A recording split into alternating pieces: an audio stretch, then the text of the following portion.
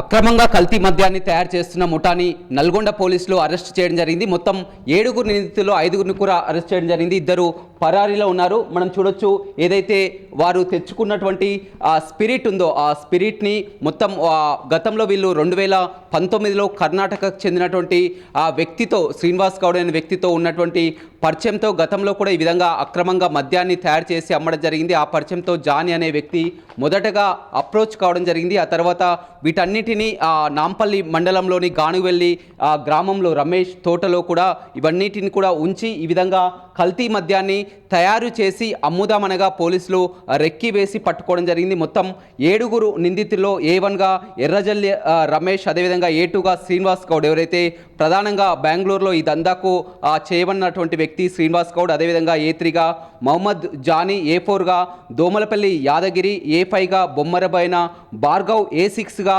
ఉపేంద్ర, A7గా జాల వెంకన్న, మొత్తం 7 వ్యక్తులు కూడా ఉండడం జరిగింది. వీరంతా కూడా ఏదైతే మనం ఈ స్పిరిట్ను చూస్తున్నాం, అదేవిధంగా లిక్ చూస్తున్నాం కదా, 2 కూడా మిక్స్ చేసి కొన్ని రోజుల పాటు కూడా మొత్తం దాన్ని పులియబెట్టి తర్వాత వైన్ షాపుల్లో ఉన్నటువంటి ఏదైతే ఆ లేబుల్స్ సీసాలు ఉంటాయో అందులోనే పోసి అమ్మడానికి కూడా ప్లాన్ చేయడం జరిగింది. కానీ పోలీసులు చాకచక్యంగా పట్టుకోవడం జరిగింది. ఇటీవల కాలంలో మనం చాలా వరకు చూస్తున్నాం, కల్తీ మద్యం ఎక్కడ చూసినా కానీ కల్తీ మద్యమా, ఇది ఒరిజినలా లేకపోతే కల్తీనా అనేది తెలుసుకోవడం కూడా చాలా కష్టంగా ఉంది. బాటిల్స్లో చూసినట్లయితే చాలా ఒరిజినల్గా కనిపిస్తాయి, కానీ తాగుతున్నది కల్తీనా తెలుసుకోవాలంటే కూడా ఎవరికి తెలుసుకోనేటువంటి ప్రయత్నం ఏదేమైనప్పటికీ కూడా మొత్తం పోలీసులు ఒక చాకచక్యంగా పట్టుకున్నటువంటి పరిస్థితి అయితే కనిపిస్తుందని చెప్పవచ్చు. చండూరుకు చెందినటువంటి రమేష్, అదేవిధంగా భార్గవ్, వెంకన్న వీరంతా కూడా ఒక టీమ్గా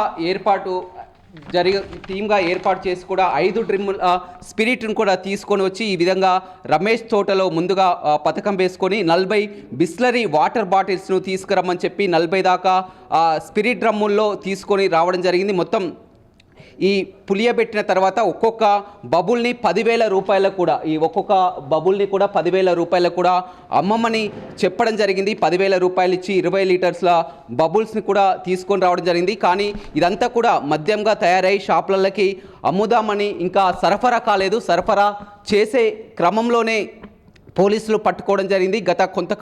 గతంలో కూడా చాలా వరకు ఈ విధంగా పట్టుబడడం జరిగింది.